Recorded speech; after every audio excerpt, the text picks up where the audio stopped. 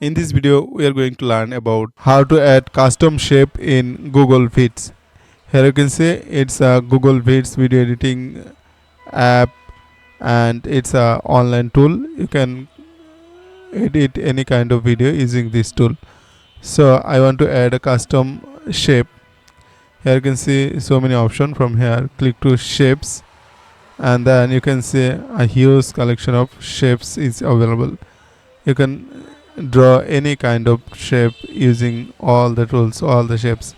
Just click to this shape to insert in your video, and also you can see more collection from clicking this icon, and then again here is more collection is available.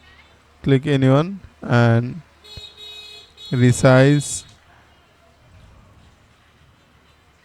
any type of shape you can use, and if you want to change the shape's color you can also do that.